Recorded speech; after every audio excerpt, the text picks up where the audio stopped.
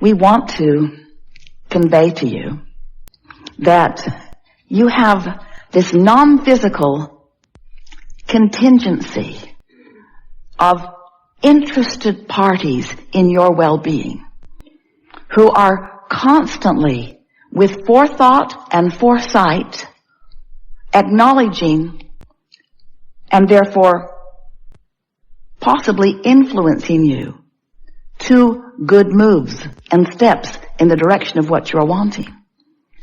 We want you to know that when you practice the vibrational vicinity of who you really are, that you have access to more of what you would call insight. If you're talking about the beasts of your planets, you call it instinct.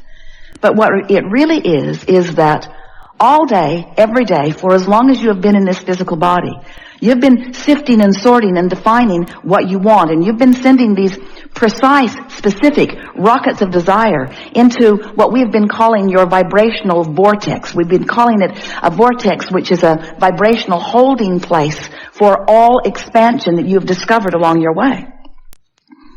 And so, the source within you, and we are including your inner being and those dearly departed who know of you, who are interested in what you are doing, this cadre of non-physical interest and love and attention that is focused upon you, knows who you are in terms of what you've become, what's in your vortex, and all the things that you lived in order to put it there, and most important, where you stand right now in any moment in vibrational proximity to it. In other words, in maybe easier to understand words, we know where you are in relationship to what you want. We know what you want and where you are in relationship to what you want. We know what the path of least resistance is to lead you from where you are to what you are wanting. And we are always aware of where you stand in relationship to it, and always giving you loving guidance in the form of influence or clues, sometimes so vivid that it just knocks us over that you miss it. Vivid, clear clues, path of least resistance guidance to help you to get from where you are to where you want to be on every subject that is important to you, all day, every day, no exception. And that's what we call the art of allowing. You preparing yourself vibrationally so that you don't miss the clues, because they're there all day. When you establish a vibrational pattern, usually by virtue of something that you've been observing, that vibrational pattern forms a point of attraction. Recently we've been calling it your emotional grid. It's like the grid or the framework of a building that's going to fill in with more details. But it's an emotional, vibrational grid that is the framework. You walk around in it as your point of attraction. And then that grid fills in all day, every day with things that match the grid, all kinds of manifestations. We want you to feel the power of this grid that is within you, and we want you to recognize that your emotions are always your indicator of what you've been doing, especially lately with your emotions. And your emotions are coming in response to what you've been thinking, what you've been giving your attention to. So the source within you is aware of who you are and what you want and where you are in relationship to it. But the source within you is only focused upon, and by source within you is such a broad label to define all of us, non-physical, interested parties in your well-being. You see, most of you don't get that. You haven't been focused upon all of this non-physical help that you have. Sometimes it takes someone croaking in order to get your attention. Sometimes somebody who's dear to you, who's important to you, has to reemerge into non-physical before you even start thinking about what they might be thinking about you. But it is our promise to you that once you turn your attention to this non-physical, group isn't a big enough word, of non-physical interest, and you start paying attention to the way you feel, and getting yourself, as often as you can, in vibrational vicinity so that you can hear the messages, so that you can read the clues.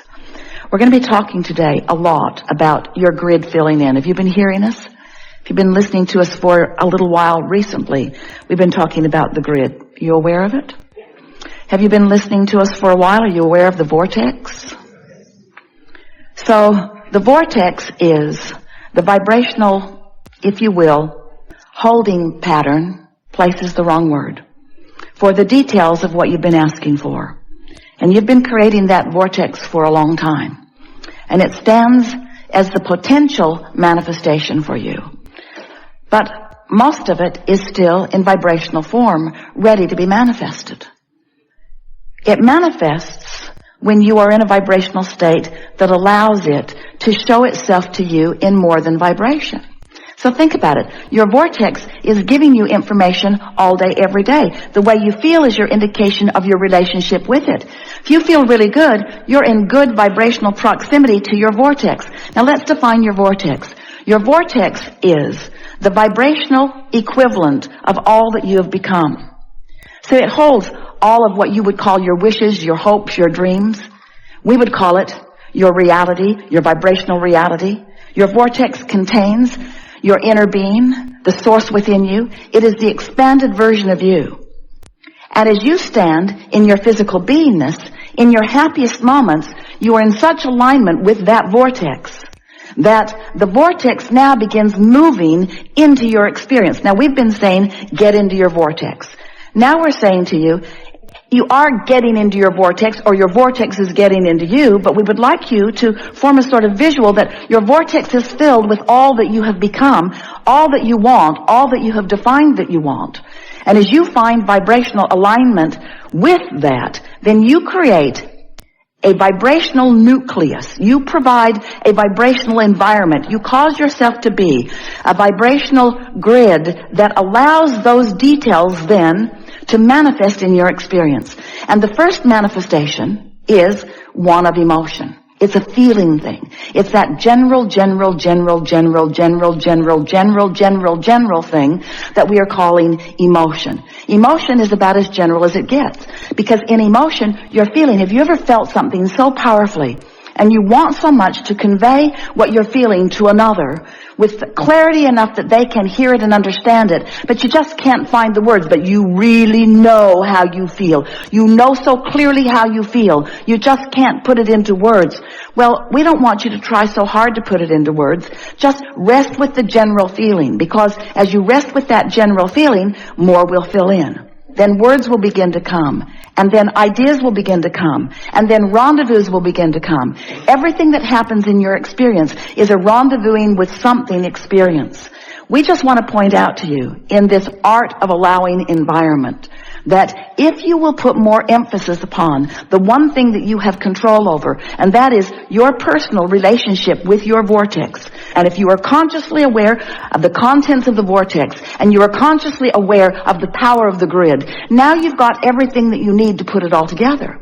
Now, formerly, we've been telling you the same thing for a while, just not in that easy to understand format. We've been saying to you that there are 3 steps to the process. Step 1 is ask. And life, just through its contrast, causes you to ask. And when you ask, you put it in the vortex, put it in the vortex, put it in the vortex, put it in the vortex, put it in the vortex. Step 2 is source answers. Well, in this context of what we just said to you today, this vortex is this becoming place, environment of all that you've asked for. The source within you literally becomes the vibrational equivalent of what you've been asking for. The book that we wrote a few years ago said, ask and it is given. Today we say, ask and the vortex becomes it. Ask and the vortex becomes what you've asked for. Now the next step, and the question that the Ask book erupted within so many of you is, all right, so I've asked and you say you have given, but where is it? I will sort of kind of accept, Abraham, because you seem credible in some ways, that when I have asked, it has been given, but if it has been given, where is it? And please don't tell me it's in the vortex. It's in the vortex. It's in the vortex, but the question is, how do you get it out of the vortex and into your experience? So we've been saying step 3 is, you got to get in the vortex. Step 3 is, you have to allow it, but we're giving you a clear way of defining that. Now we're saying to you, and you can hear this, can't you? That you have a vibrational grid going on all the time. You have this grid going on. In fact, you've got a grid about money, you've got a grid about lovers, you've got a grid about employers, you've got a grid about employees, you've got a grid about people in traffic. You have opinions that have caused you to form grids about just about everything in the world. And your grids in any moment in time are stacking up and equaling your point of attraction. So you're walking around with, we love you very much. You know what's coming after that, don't you? You're walking around with sloppy grids. You're walking around with a grid that has been inspired by that experience and a grid that has been inspired by that experience. So you've got all of these reactionary grids going on that are then affecting your relationship with your vortex. And so we want you to stop reacting so much to what's going on. You may have, if you've been listening to us for a while, and some of you have, you may remember us saying to you that most people offer most of their vibration in response to what they're observing. So you're out there observing stuff and creating a grid. And your human, logical mind wants to say, well, Abraham, there are all of these truths that I am aware of. And isn't it prudent for me to observe and sift through and focus upon these truths? And we say, but can you hear the backward nature of that? What you're actually saying is, Abraham, there's stuff that people have got going on with their grids that is manifesting in a way that I can see it. So since they created it and their grid filled in with it, shouldn't I observe it? And we say, yes, if you want your grid to fill in with it. If you like what you see, give it your undivided attention. If you don't want it, turn the other cheek. If you don't want it, give your attention to something else. If you don't want it, create your own grid. And so most humans, it's sort of a cry that's coming from humanity these days. Abraham, we hear you. Abraham, Abraham, we hear you saying, Abraham, I don't get this. How in the world can I offer a vibration apart from what I am observing? And we say, go general. Go general. That's what meditation does for you. That's what petting your cat does for you. That's what caring about how you feel does for you. In other words, you just have to decide that you're going to connect with that basic core grid of well-being. And when you do, have you heard us say, surely you have, because we say it all the time, that one who's in alignment with who you are is more powerful than millions who are not. One who's connected to the stream is more powerful than millions who are not. One who's in the vortex is more powerful, more attractively powerful than millions who are not. In other words, you just have to experience the leverage of alignment. So today we're explaining to you that the reason that power, that clarity, that point of attraction comes on so strong and so clearly is that when you line up with that core grid, when you line up with the well-being that you were born with, when you line up with the vortex version of you, when you line up with the energy of the source within you and all that you've been asking for, when you line up with that, heaven and earth and all things in between begin moving in the direction of that which you are. In other words, your grid starts filling in. And people that don't understand vibration, people that don't understand attention and focus, people who don't understand that you've been doing vortex work and grid work, people who are watching from the outside would call you the lucky one. How come you always get that parking place right in front of the door? Why do people always treat you so well? Why do things always go so well for you? Why do you barely define that you want something and things start moving? Why do the good ideas come to you? Why do the great song lyrics come to you? Why do the great paintings flow through your fingertips? Why do the scientific equations occur to you and not to that one and that one who works far longer and far harder and stays up all night more often? How come you seem lazy to me, they'll say. You don't seem like you're working that hard. You don't seem like you're suffering at all. You don't seem like you're paying the price. You don't seem like you have earned it. You do not feel to me as if you deserve it, and yet all good things come to you. Why is that, they want to know. But your answer will fall on deaf ears, because you cannot give them the answer they seek, because they still believe that it's hard work and struggle. They still believe that it's paying a price. They do not understand that it's about alignment with the core goodness that you were born with, that will always be there for you, you see. And that's what we wish for you. When we talk about the art of allowing, we're talking about you finally figuring out a way to get your attention off of the things that are troubling and on the things that aren't. And in the beginning, that means there's going to be a lot of quiet time.